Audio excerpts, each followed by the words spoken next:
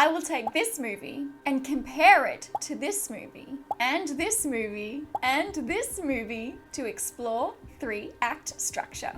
I will also develop a new premise for a young adult dystopian movie inspired by what's discovered along the way. So JC, what is 3-act structure? It's the most common shape or formula used to tell a story. It's a beginning, a middle, and an end. If you zoom in on this idea a little bit more, you get the 5 key beats. My Disney Renaissance and Home Alone episodes explore this. But right now, I want to zoom in even more and look at as many beats as I can, under the lens of the young adult dystopian genre, of course. First up in Act 1, what is the opening image? It is the first scene, sometimes even the first shot of the movie. And why is it so important in 3-act structure? Because it is our first impression of the story. It can and should hint at some, if not all, of these things. Theme, conflict, tone, genre. Basically, you're trying to sum up the feel of your movie in the first shot or scene. This way, the audience immediately knows what type of ride they are about to go on. Having a strong opening image is truly important for the young adult dystopian genre in particular. Why? Well, it's a popular story, so this will help it stand out and attract the audience it's speaking to. I have a real pet peeve about info dumps like this in movies. It can be lazy storytelling, but I understand why this movie has done it. This punchy, concise summary of the conflict means that every moment is charged with suspense from the start. Imagine if they didn't include this information at the beginning of the movie, and the first time we understood the purpose of the reaping was 10 minutes in. It would be a confusing and perhaps boring start to the story. Ooh, it's also important to mention that many people had read the book before seeing this movie, so they already knew about the setup. So with these opening titles, the filmmakers were probably catering to those few who hadn't read the books, you know, just in case. Let's cheat a little bit here and keep watching. At first, it was a reminder of the rebellion. It was a price the districts had to pay. Okay, let's pretend this is the true opening image of the movie. But I think it has grown from that. I think it's something that knits us all together.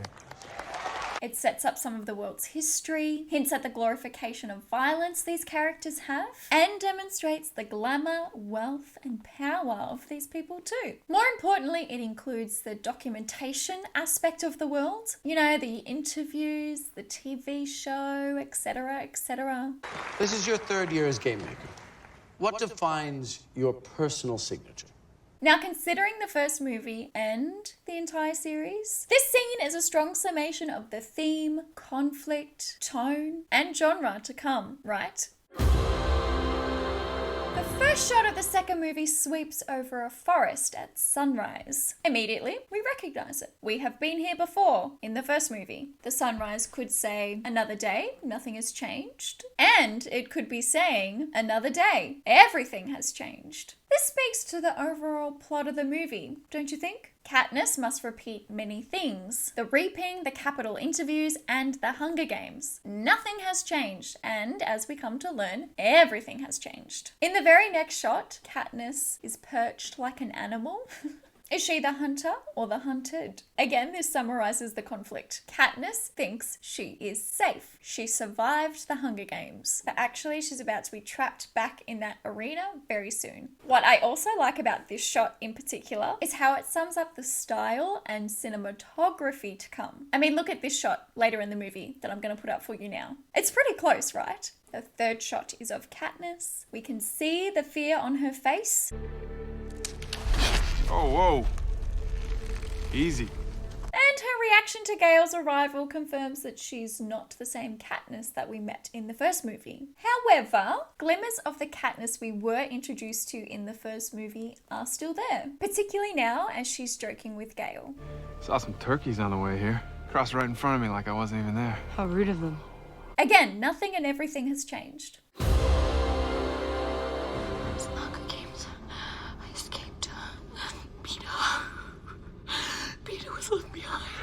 The opening image of the third movie is Katniss hiding in the dark, She's had a nightmare. Please don't. It's just fine. Or don't touch me. No. Get off of me. You could say Katniss spends most of this movie thematically in the dark. She does not know if Peter is dead or alive, and then if he can be saved or not. It's also a strong indication of the movie's tone. It will deal with more intense and disturbing content than the previous two movies, and it will be darker. She's dragged back to the hospital, and now she can hear Finnick crying. They have Annie too. She's in the Capitol. Okay, so some of the victors are prisoners in the Capitol, including Peter. I wish she was dead. I wish they were all dead and we were too. As I mentioned just before, the plot of this movie centers around Katniss's fear for Peter and her goal of rescuing him from the Capitol. So they've done a pretty good job of summarizing the conflict. I mean, look how they've added the pearl Peter gave Katniss in the last movie for added effect. Genius. Now the opening of the fourth movie starts like this. Let's try your voice now. My name is Katniss Everdeen. I'm from District 12. Katniss is beaten and bruised and without a voice. It hints at the violence to come, that's for sure. You know, as Katniss makes her way through the battlefield of the Capitol to reach President Snow's mansion. I want to talk to him. He needs time, but we're trying something new today. Plutarch catches the audience up to where Peter is too. Yes, before we, the audience, get a visual reminder of President Snow's hijacking on Peter's mind. You can't trust her! She's a monster! She's a mud the Capitol created to destroy us! Get her out of there. At its heart, this story is about Katniss and Peter's relationship. So it makes perfect sense that they would choose this as the first haunting image that we see, right? It's not him. She's a monster! She's a monster! No, it's not him. She's a monster! Which movie does the opening image the best? My vote is for the second movie. It provides not only a story summary, but also a very strong visual summary. What do you think? Next up in Act 1 is... Act 1's main priority is to set up everything the audience needs to know to understand and believe what's to come in Act 2 and Act 3. The first thing that needs to be introduced is the protagonist. Who are they? What are they like? The writer should also hint at their want, their need, and their wound. More importantly, the protagonist needs to be set up in such a way the audience can relate to them. You know, do we even like them? The second thing that needs to be introduced, particularly in a young adult dystopian genre, is the world. What is it like? What is the base normal? What social and power structures are in place, etc., etc. Check out my episode on Enola Holmes and Stardust for some more world building advice. Now, the world setup can come first and protagonist second, or vice versa. Or they can even happen at the same time. Let's take a look, shall we? It's okay. It's okay. You're just dreaming. It was me. This scene does a strong job of setting up Katniss. We can see she deeply cares for her sister Prim and will do what she can to protect her. In this moment, it's the simple and seemingly insignificant action of singing to Prim. Under the willow, a bed of grass. For those who've seen the entire series, Katniss's singing voice becomes crucial to the story. So it's absolutely genius that they've put it at the top of the first movie. So good. Cool, so protecting her sister is Katniss's want at the start of the series. It does shift later on, but still very much revolves around her sister. More on this later though. Okay, let's check out the world building element.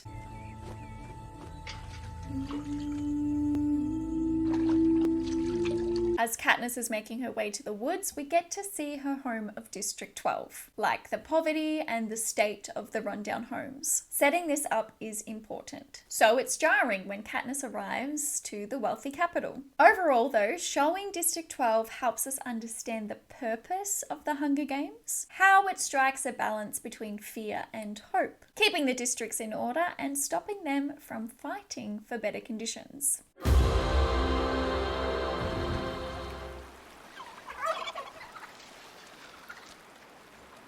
This scene in the second movie also does an incredible job of setting up the new Katniss. It's clear she hasn't processed what has happened to her in the previous movie, and Gale's concerned for her. Therefore, we, the audience, are concerned for her. How affected is she? We do come to understand the full extent of Katniss's trauma when she experiences this vision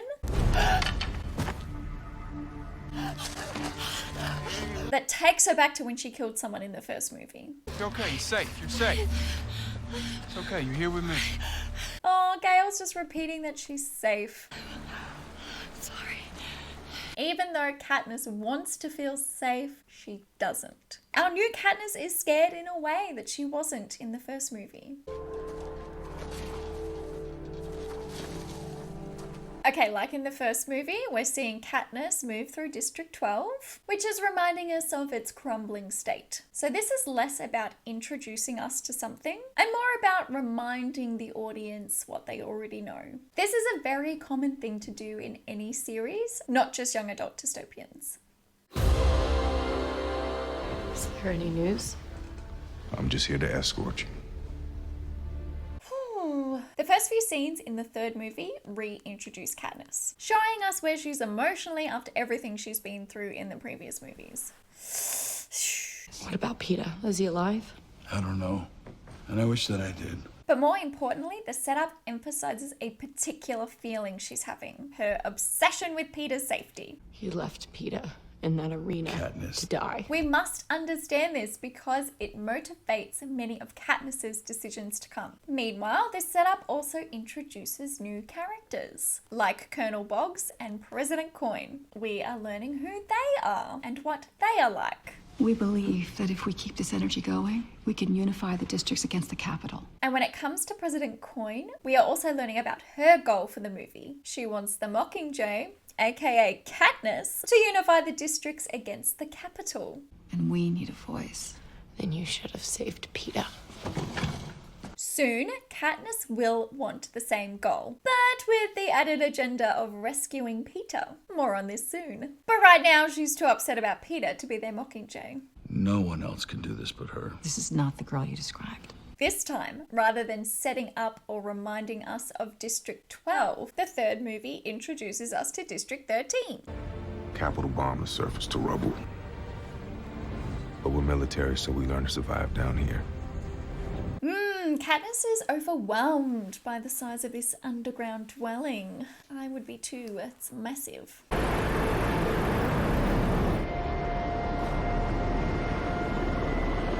We even get to see the landscape of District 13 above ground. This is important to know, particularly when the Capitol tries to bomb them later in this movie. We need to know that the Capitol planes can't see where District 13 is hidden for this story beat to make sense. The first few scenes in the fourth movie reintroduce Katniss, showing us her want from the get-go. Snow has to pay for what he's done. I want to help the rebels in any way I can. It's hard to see Peter this way. That's not Peter. Because it is the last movie in the series, it can get away with such a clear want this early on. We know the characters, we know the world. Why make us wait for it, huh? So, what does she want? Snow has to pay for what he's done. She wants President Snow and what he represents to fall. Therefore, she wants to go to District 2 and help them remove the last defense of the capital. You want me to fire up our troops? Call out to the loyalists, you've seen what I can do. Yes, I have. As the setup reintroduces key players like Plutarch, Prim, and Haymitch, it also introduces some new characters, like Commander Paler. Yes, we meet her in the second act of the third movie, but not in as meaningful way as this time around. Now we truly get a sense of who she is and what she wants in relation to the story's conflict. But more on her in a second. When it comes to the world building elements, well, we don't need to reintroduce District 13, so the story takes us immediately to District 2. This is the nut, the capital's headquarters for all offensive operations. Yesterday, we attempted to take the northeastern gate. The enemy countered from higher up, and we were forced to pull back. Throughout this scene, we learn how some of the districts are already working together and the scale of the war so far. The introduction to the different leaders' views on war is more important, however. We need to control the arsenal inside that fortress. I won't commit my people to a ground assault just to pillage weapons. Commander Paler's views especially. They are shown to be the most similar to Katniss's views. There's got to be a better way. I suggest we try the avalanche, but leave the train tunnel alone. We should have every available medic standing by. I'm highlighting this now because this aspect of world building becomes extremely relevant in Act 3. For now though, I want you to remember it because I will touch on it again when I get to this little thing called theme. So stay tuned. So which movie does it best and why? My vote is for the third movie because this scene does a subtle but powerful thing I have not mentioned yet. The filmmaking leans heavily into Katniss's perspective when introducing the new characters and new locations. Look at her glances at Boggs, at Beatty, now in a wheelchair, at President Coin. Her reactions are what make these introductions so interesting and charged. Love it.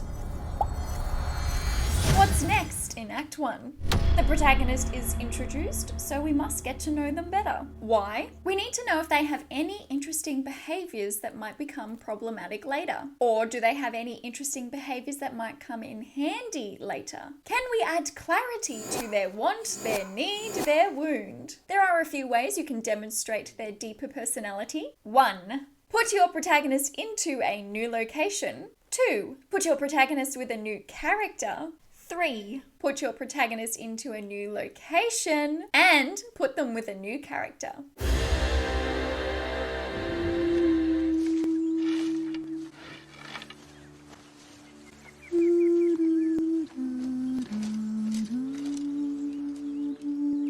Of course, we need to see Katniss in this new location. It is giving us so many clues as to why she may be the one to survive in the arena. She can hunt and she's handy with a bow.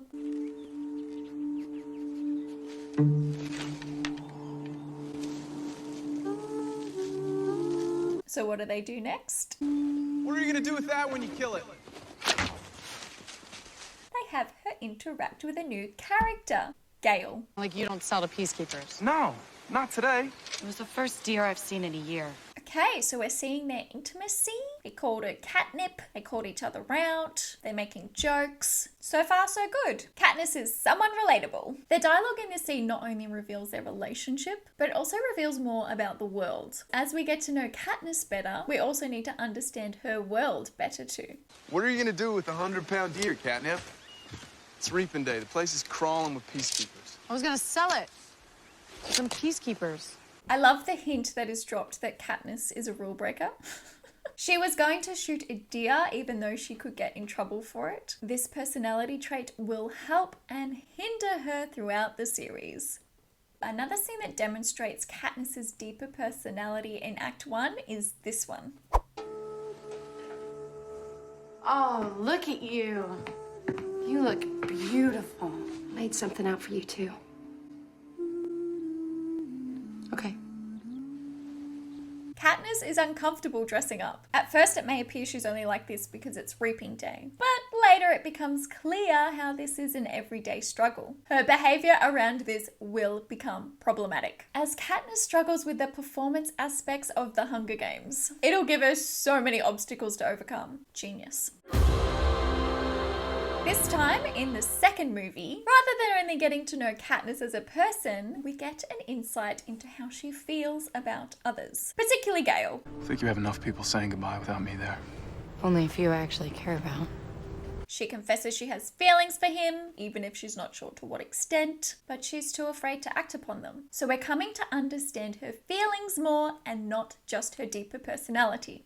Gale, it was an act. Yeah, it's a good one. I did what I had to do to survive. If I didn't, I'd be dead. Immediately, the audience is caught up on the unseen action between Katniss and Peter. She was pretending, to have feelings for him in the last movie to save their lives. Another reason this scene works in this particular place in Act 1 is that Katniss and Gale's relationship is challenged by Katniss's feelings for Peter for the rest of the series. This is setting up one of the story's biggest interpersonal conflicts. So what does the movie do next? What are you doing? They put Katniss in a new location with two other characters. Haymitch and yep, Peter. You two have a lot of warming up to do before showtime. We can also see that their current relationship is problematic. Everyone is expecting to see a young couple in love. Can Katniss and Peter find a way to put their hurt and shame aside to do this? Putting Katniss in these particular scenarios opens up a plethora of interpersonal conflict. That's good storytelling. Now, not every young adult dystopian needs a love triangle, but it does need interesting and complex interpersonal conflict. The third movie puts a little twist on this beat. You sure you don't want me to go with you? Yeah, I'm sure. Katniss returns to District 12, not somewhere new, but somewhere old. But the twist is that her home is completely unrecognizable, so it feels like somewhere new. The capital has destroyed District 12. Seeing her home bombed to rubble motivates Katniss's decision to become the Mockingjay later on. So yes, this new location is adding clarity to her want.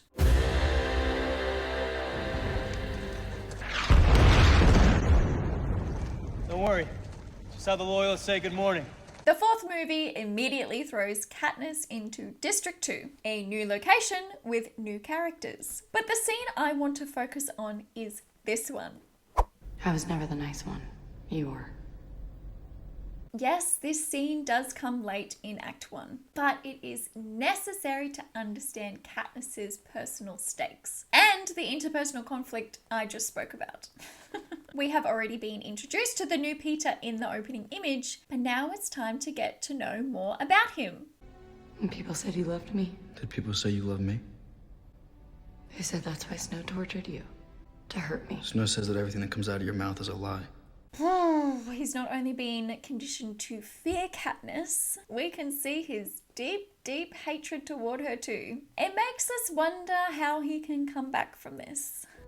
All I know is that I would have saved myself a lot of suffering if I had just given that bread to the pig. Peter. See, this complete change in Peter helps us understand Katniss's motivations of wanting to sacrifice her own life to President Snow. President Snow is to blame for taking away the love of her life. So, which movie am I most impressed by? I will say the third movie. The twist on this beat is so powerful. This is the perfect example of knowing the rules and then breaking them. Sound good? Next up in Act 1, it's time to understand the world a bit better too. 1. We need to know what's at stake for everyone in the world. So think about big picture conflicts. The protagonist's personal stakes can come center stage soon, but more on this later. 2. We need to know the rules of the world. So when the story gets into full swing, we understand the parameters the protagonist is up against. Sometimes this story beat comes earlier or later in Act 1. It really depends on all the other moving parts. One sequence that does a great job of this is this one.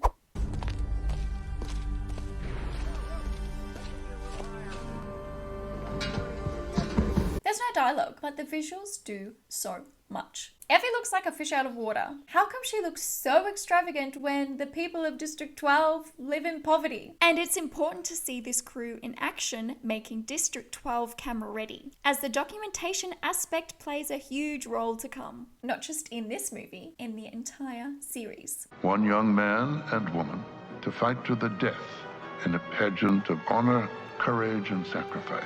President Snow's speech during the reaping scene explains much of the world to us. But I think it's important to recognise smaller scenes like this one and their influence on world building, particularly for young adult dystopians and their very unique worlds. Because of the first movie, we already know the characters and much of what's at stake in the second movie. So the second movie is free to overlook, rearrange, merge many of the beats in Act 1. A perfect example of this is this scene. I have a problem, Miss Everdeen. A problem that began the moment you revealed those poison berries in the arena. It's reminding us the rules of the world and what's at stake, but it is also the inciting incident. I will discuss this later. For now, let's focus on the what's what aspect. After that fiasco, there was nothing left to do but to let you play out your little scenario. On top of everything we already know from the first movie, this scene introduces some other key information we need to know for the second movie, like the murder of Seneca Crane. I expect you can guess where he is. Yes, I think so. Rebellions happening in other districts. I mean, you can't know this, but in several of them, people viewed your little trick with the berries as an act of defiance. And the consequences of war if there is an uprising against the capital. But not in the way you imagine it. How should I imagine? You should imagine thousands upon thousands of your people dead. This exchange between Katniss and Snow truly opens up the conflict beyond the games themselves. And it sets up the bigger picture for the rest of the series, don't you think? What do I need to do? When you and Peter are on tour, you need to be madly prepared to end it all in love. You think you can manage that? Yes. As for the inciting incident part, President Snow assigns Katniss the task of convincing him that she is in love with Peter in hopes of calming any resistance in the districts. Do convince me. For the sake of your loved ones. If she doesn't, Snow will harm her loved ones. Tonight, I address all of Pan Am as one. Just like the first two movies, the third movie also relies on President Snow to clue the audience in on the rising stakes and changing rules of this world.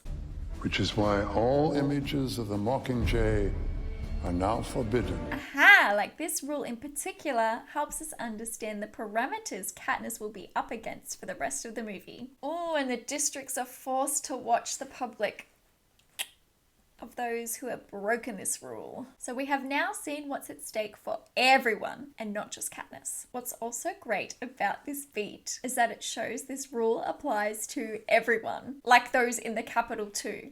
Possessing them will be considered treason, punishable by death. Look, Snow's granddaughter is taking out her braid. Even she knows she is not safe. That's good storytelling. There are two scenes that spring to mind in the fourth movie. The first one is this one. And yes, it's also coming from President Snow. The rebels will reach the outskirts of the capital in a matter of days. We'll evacuate the outer blocks to let them in. And then our game makers will make them pay for every inch with blood. This information helps us understand what Katniss and her friends will face in the final movie. So does this scene, even more so. President Snow has pulled back peacekeepers to fortify the center of the city. He's evacuating residents from the outer blocks. You were under orders not to target them. We're deploying medical brigades to help anyone in need. We'll show the capital people who we are. Commander Paler's speech outlines the rules for this war, so therefore the rules of the world. To slow our advance, President Snow is building a minefield of traps. The sadistic inventions of game makers meant to make sport of our deaths. And it also outlines the obstacles the rebels will face as they converge on President Snow's mansion. Yes, we have a very clear understanding of the world now. Which movie does it better? My vote is for the first movie. Never underestimate the power of visual storytelling. What's next in Act 1? What is theme? It is the movie's message. What the story wants the audience to walk away knowing. Having a clear theme for your story is so important because it gives the plot, characters, story, everything direction and unity. But also, it gives the audience's subconscious brain something to engage with because each subsequent scene should prove or disprove the theme. Does that resonate? Side note, for young adult dystopians, the theme will be most successful when catered towards the target audience, young adults. Think twice about crafting a universal message aimed at all ages. Instead, ask, what's important to my target audience? What do they believe? And where do they need to be acknowledged or even challenged? The more specific you get, the more original and authentic your story will be. I find theme one of the trickier beats. As a writer, you want to set up the big question of your movie without going, hey, here's the big question of my movie. So let's see how it's done.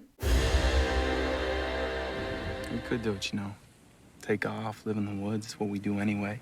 Cut out our tongues, or worse. We wouldn't make it 5 miles. No, I'd get 5 miles. This conversation does so much. It clues us in on the reality of the situation and the stakes at large, but it also hints what's personally at stake for Katniss, her sister. I have Prim, and you have your brothers. They can come too. Prim in the woods. When Gale says, If no one watches, then they don't have a game. It's as simple as that. what he's really saying is, what if we didn't accept their rules? This is the theme Katniss debates throughout the movie. Yeah, I just keep wishing I could think of a way to show them that they don't own me. I just can't afford to think like that. In the end, she's willing to sacrifice herself so that there will not be a winner in the Hunger Games. One of us has to die. They have to have their victor. No. They don't. And it's unique to the young adult audiences because of a few things. Siblings are a constant presence in teenagers' lives before they move out of home and build lives and families of their own. I bet young adults relate to this desire of wanting to protect a sibling more than any other age group. The concept of a teenager rebelling against an authoritative state would also speak to young adults too, particularly because the target audience can sit in this bizarre space of self-discovery, but they are not allowed to vote and they must default to their parents on some things, etc., etc. Such spirit, such contempt. President Snow. What an honor. This scene has a lot of exposition to get through, but he can share it without making it obvious because they lean into President Snow's character. They have him say this at the top of the scene. I think we can make this so much simpler if we agree not to lie to each other. What do you think? Yes, I think that would save time. Now, the big question of the movie can come out seamlessly. So much so that I had to watch it twice to actually clock the theme. Why don't you just kill me now? I don't want to kill you.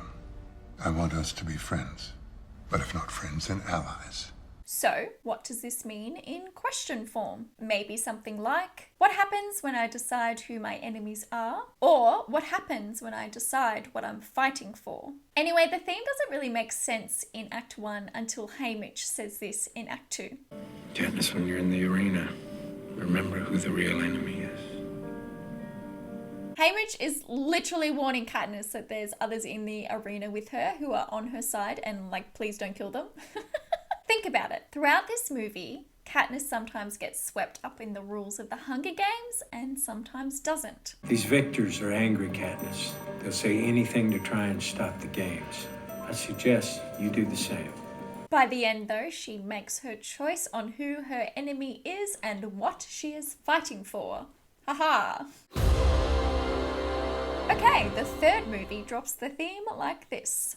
Let her see what the Capitol did to 12. She can't handle it. The games destroyed her.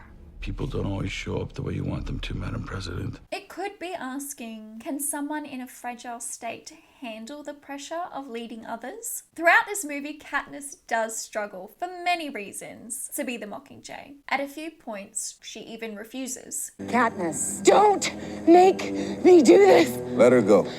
Ultimately, though, she does step up despite her fragile state. And by fragile state, I mean trauma, right? Like she's traumatized. Two-tiered explosion. We allow people enough time to rush in, help the wounded, then A second bomb. second one goes off here. I guess there are no rules anymore about what a person can do to another person. The setup of the fourth movie makes an effort to solidify Katniss's belief on war. Cut off their supplies. You make it impossible for them to launch their hovercraft. Bury them alive. There's gotta be a better way. She does not support the killing of innocent civilians, unlike some other characters around her, which becomes clear during this scene. Even if those civilians are just mopping floors, they're helping the enemy. And if they have to die, I can live with that. With that kind of thinking, you can kill whoever you want. You can send kids off to the Hunger Games to keep the districts in line. This movie is thematically debating war itself. Can there be rules in war? And if so, what are they? It's war, Katniss. Sometimes killing isn't personal. Figured if anyone knew that, it was you. I, of all people, know that it's always personal. It's important we understand Katniss's perspective on war, as it motivates many of her decisions in Act 2, especially Act 3. And I vote yes. For Prim. It's also important they show Commander Paler has similar beliefs to Katniss in Act 1. Your people have suffered more than just about anyone else at the hands of the Capitol. Which is why I won't condone a mass suicide. This is why when Commander Paler is sworn in as president in Act 3, we truly believe tyranny has ended for this world. It provides closure to the theme. Which movie presents theme the best? My vote is for the fourth movie. It's well set up, cleverly debated, and has some unexpected twists and turns to really make you think. What do you think? Let me know in the comments below. What is the inciting incident? It is the catalyst for the story. I volunteer! I volunteer! I volunteer as tribute. Yep, when Katniss volunteers, it makes me cry every time. No! If you don't want to miss out on this Hunger Games extravaganza, then subscribe.